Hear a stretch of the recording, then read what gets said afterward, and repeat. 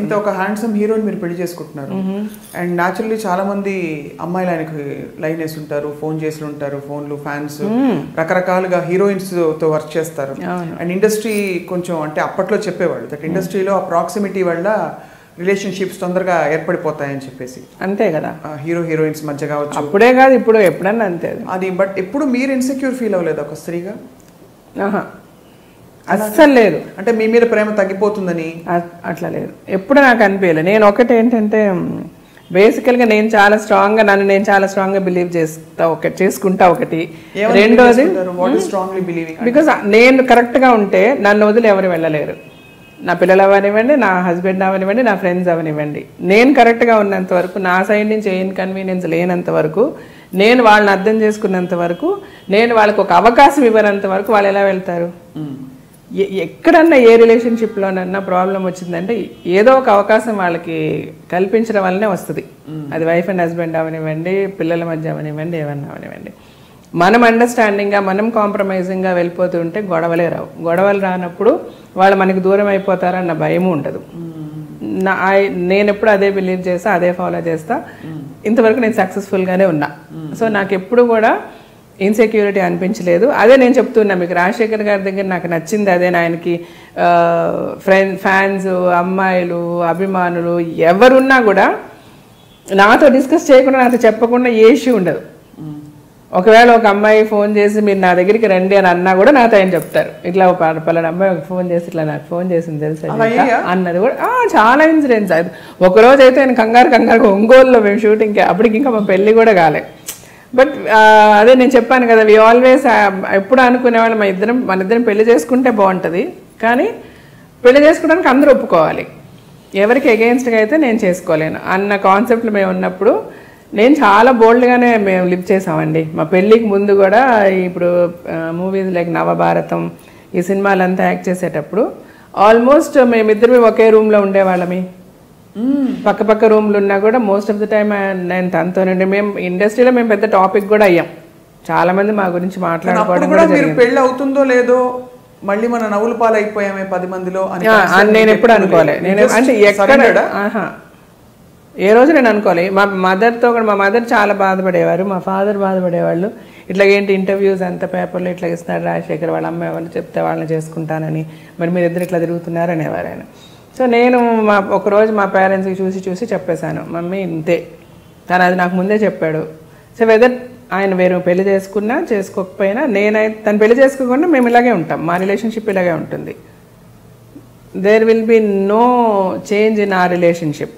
But అది ఇంకో అమ్మాయి వచ్చి ఉంటే అప్పుడు ఒకవేళ అమ్మాయి యాక్సెప్ట్ చేయకపోతే maybe we would have been good friends. అది తన ఇష్టము, ఆయన ఏం చెప్పుకుంటారో ఎట్లా చేసుకుంటారో అది తన సోల్మేట్స్ అని మీకు ఫీల్ అయ్యారు. అంతే, నేను అలాగే ఫీల్ అయ్యి, తను అలాగే ఫీల్ అయ్యారు. తను యాక్చువల్గా అట్ వన్ టైం చాలా ఒక ప్రపోజల్ అంతా ఓకే అయిపోయి, వాళ్ళ ఇంట్లో వాళ్ళకంతా ఓకే అయిపోయి, పెళ్లి రాజశేఖర్కి వేరే అమ్మాయితో అంతా ఫిక్స్ అయిపోయింది. ఫిల్మ్ ఇండస్ట్రీలోనే, నేను పేరు అయితే చెప్పదలుచుకోలేదు, నాట్ అన్ యాక్ట్రెస్. బట్ అంతా ఫిక్స్ అయిన తర్వాత కూడా వాళ్ళ బ్రదర్ ఇన్ లా, అంటే రాజశేఖర్ గారు was not very happy, but వాళ్ళ బ్రదర్ ఇన్ లా వాళ్ళంతా కూడా వచ్చి నాకు చెప్పారు. I said fine, I'm prepared for this. Film ఇండస్ట్రీలోనే, but not actress, not an actress. Sir అయితే నేను మెంటల్గా ఆల్రెడీ ప్రిపేర్డ్గా ఉన్నానండి. Of course it's going to, నాకు చాలా పెయిన్ఫుల్గా ఉంటుంది, బట్ ఈవెన్ దెన్ ఈ పెయిన్ నేను తీసుకోవడానికి రెడీగానే ఉన్నా. ఎందుకంటే నేను ఆల్రెడీ మెంటలీ ప్రిపేర్డ్, నాకు ఇది జరుగుతుంది అని చెప్పి. అండ్ నేను చెప్పాను, ఆయన రాజశేఖర్ గారు కూడా, తను కూడా ఒక లెవెల్కి కన్విన్స్ అయ్యి, ఆ పెళ్ళి అనేది ఆల్మోస్ట్ ఇంక పెళ్ళి వాళ్ళు వీళ్ళు మాట్లాడుకోవాలి అన్నీ అయిపోయాయి, 2 ఫ్యామిలీస్ కలవడం చేయడం అంతా. బట్ తర్వాత ఒక 1 డే ఆ అమ్మాయి నన్ను, అంటే తను నాతో చదివింది స్కూల్లో, నాకు 1 year సీనియర్ అమ్మాయి. ఎవరో చెప్పచ్చు కదా? చెప్పలేదు, చెప్పకూడదు, దట్స్ నాట్ నైస్. సో అయితే తను ఒకరోజు రాజశేఖర్ గారు ఫోన్ చేసి తను నేను కలవాలంటుంది. మా సినిమా స్టోరీలా ఉంటుంది మరి యాక్చువల్గా. So early morning 5 o'clock 6 o'clock ఏదో గుడికి వెళ్దాం అనుకున్నా. వాళ్ళిద్దరు వచ్చారు, నేను వెళ్ళాను. మేము గుడికి వెళ్ళాము. ఎప్పుడు లైక్ ఆయనకు ఒక కారు ఉంది, యాంబీ అనమాట, అప్పుడు తను యూజ్ చేసేది. సో తను ఫ్రంట్లో నేనే కూర్చునేదాన్ని ఎప్పుడు నార్మల్గా. ఆ రోజు మటుకు ఆ అమ్మాయి కూర్చుంది, నేను వెనక్కి కూర్చున్నాను. మేము వెళ్ళాము, గుడికి వెళ్ళాము, చూసాము, అన్నీ అయింది. హలో అంటే హలో, నేను చెప్తున్నాను కదా, హలో అంటే హలో అనుకున్నా. మా ఇంటికి నేను వెళ్ళిపోయాను. I fell very sick. తర్వాత నాకు చాలా అంటే ఎవరితోనూ షేర్ చేసుకోలేము. అట్ ద సేమ్ టైం ఇద్దరికీ పెయిన్ ఉంది. నేనైతే చాలా హై ఫీవర్ వచ్చేసింది. ఒక 1 full day నేను రాజశేఖర్ గారికి కూడా ఫోన్ చేయలేదు. తర్వాత మా మదర్ షీఈ్ వెరీ అండర్స్టాండింగ్, మా మమ్మీ అయితే. సరే ఆవిడైతే she no more now, I miss her a lot. సరే అయితే తను షీ కాల్డ్ హిమ్ అనమాట. ఆయనకి ఫోన్ చేసి ఇట్లా జీవిత ఈజ్ వెరీ సిక్ అని అంటే వెంటనే వచ్చి then is being a doctor medication అది ఇచ్చారు చేసి then he stayed with me for a while and then he went away. సరే ఇది జరిగింది. తర్వాత మేము ఇద్దరం ఒక సినిమాలో కూడా యాక్ట్ చేసాం. ఇంకా పెళ్ళి మాటలన్నీ జరుగుతున్నాయి. ఆ అమ్మాయికి నాయనకి ఎప్పుడు పెళ్ళి ఏంటి అంతా. ఇంద్రధనుస్ అనే మూవీ చేసామన్నమాట. అందులో చూస్తే నేను చాలా సిక్కుంటా. మీరు if you watch the movie now after this interview will know. అంటే చాలా సన్నగా ఒకలాగా చాలా పేల్గా ఉంటానన్నమాట. I will be very sick in that film. ఇద్దరమే యాక్ట్ చేస్తున్నాము, ఇద్దరికి అన్నీ తెలుసు, like you know he's going to get married అంతా. బట్ ఆ అమ్మాయి ఏంటంటే సడన్గా one day he was very tensed. Shoot అయిపోయిన పక్క రూమ్లో ఉంటాం కదా, చాలా టెన్స్డ్. ఏంటి ఫోన్లో వెళ్తున్నారు, మాట్లాడుతున్నారు, వస్తున్నారు అంతా. So then I asked him ఏంటి ఏమైంది, వాట్ ఈస్ ద ప్రాబ్లమ్ అని అంటే no we have an issue. వాళ్ళ పేరెంట్స్, ఆ అమ్మాయికి నేను నీ గురించి చెప్పాను కదా, ఈ అమ్మాయి వాళ్ళ పేరెంట్స్కి చెప్పి so then now she insist me that మన ఇద్దరు మీ పెళ్లి చేసుకోవాలంటే hereafter you should not, నువ్వు జీవిత గారితో మాట్లాడకూడదు, మీరు తనతో యాక్ట్ చేయకూడదు, ఇవన్నీ చెప్పారు మా పేరెంట్స్ చెప్తున్నారు.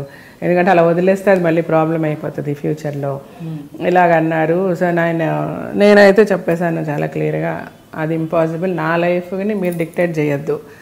యాజ్ ఎ వైఫ్ మీకు ఏ ప్రాబ్లము రాకుండా నేను చూసుకుంటాను. అది నా సైడ్ నుంచి ఏదైనా తప్పు జరిగిన రోజు మీరు మాట్లాడండి. ఈరోజు మీరు వాళ్ళతో మాట్లాడద్దు, వీళ్ళతో మాట్లాడద్దు అని డిక్టేట్ చేయడం కరెక్ట్ కాదు. అండ్ నేను ముందే నీకు అమ్మాయి జీవితం తీసుకెళ్ళాను, మీకు పరిచయం చేశాను, మా రిలేషన్షిప్ చెప్పాను, అన్నీ నీకు చెప్పాను. అండ్ చదువుకున్న అమ్మాయి నువ్వు ఇట్లా చేయడం కరెక్ట్ కాదని నేను మాట్లాడుతున్నాను. నేను రైటా రాంగ్ అని అడిగారు ఆయన. ఐ సెడ్ రైటో రాంగో చెప్పే పరిస్థితులు అయితే నేను లేను. ఫస్ట్ ఆఫ్ ఆల్ మీరు ఏ డెసిషన్ తీసుకున్నా ఇట్స్ ఓకే నాకు, because you don't trouble your self. మీరైతే ట్రబుల్ అవ్వద్దు, దీని గురించి ఎందుకు tension. What ever you decide, me parents ఏం చెప్పారో అది చెయ్యండి అని నేను చెప్పాను. తర్వాత చాలా జరిగింది. నేనైతే తర్వాత మళ్ళీ కానీ నేను వెళ్ళి పడుకుని పోయాను. నెక్స్ట్ డే మార్నింగ్, ఆ రోజు నైట్ అంతా ఈయన మాట్లాడుతూనే ఉన్నారు అమ్మాయితో ఫోన్లో అని మా వాళ్ళు చెప్పారు, మా మేనేజర్లు వాళ్ళు వీళ్ళంతా. So then next day he told me, నేనైతే ఒప్పుకోలేదు. సో దెన్ వాళ్ళకి ప్రాబ్లం ఉందంట, అమ్మాయిని అమెరికా పంపించేశారు అని చెప్పారు. సరే ఓకే, మీరేం చేయాలనుకుంటున్నారంటే నేను అమ్మాయితో ఓపెన్గా చెప్పేసి, నువ్వు నీ పేరెంట్స్ నువ్వు డెసిషన్ తీసుకో. అమ్మాయికి యాక్చువల్గా ఈ ప్రపోజల్ వచ్చింది, ఆ అమ్మాయి చాలా ఇష్టపడి ఈయన చేసుకోవాలని చాలా పెద్ద లెవెల్లో వచ్చే మాట్లాడారనమాట. సో ఈయనకి బాగా తెలుసు అమ్మాయికి ఆయన అంటే ఇష్టమని. సో నా వరకు అయితే నీకు ఏ అష్యూరెన్స్ అయితే నేను ఇచ్చానో అవన్నీ ఓకే. అలాగే మా పేరెంట్స్కి కూడా ఇష్టం కాబట్టి ఐ విల్ మ్యారీ యూ, నేను కేర్ఫుల్గా నేను చాలా బాగా చూసుకుంటా.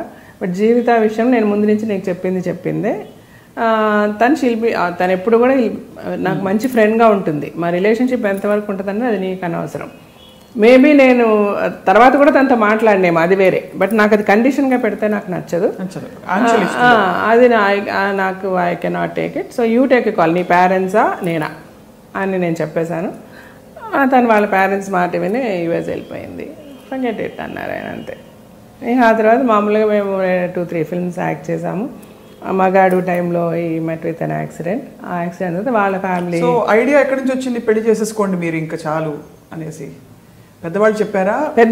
వాళ్ళే చెప్పారు. వాళ్ళే అంటే ఇంకా యాక్సిడెంట్ తర్వాతనే హాస్పిటల్లోనే ఉన్నారు ఆయన. ఆల్మోస్ట్ 1 month 1.5 month హాస్పిటల్లో ఉన్నారు. తనతో నేను హాస్పిటల్లోనే ఉన్నా.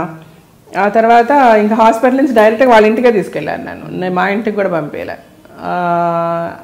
వెంటనే పెళ్ళి అని అనుకున్నారు. బట్ ఆయనకి ఆల్మోస్ట్ 1 year అయింది కోలుకోవడానికి, రాజశేఖర్ గారికి.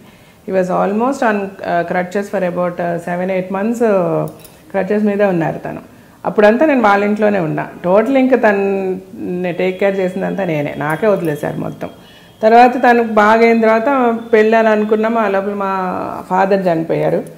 ఇంకా మళ్ళీ 1 year ఆగి పెళ్లి చేసుకున్నాం అనమాట.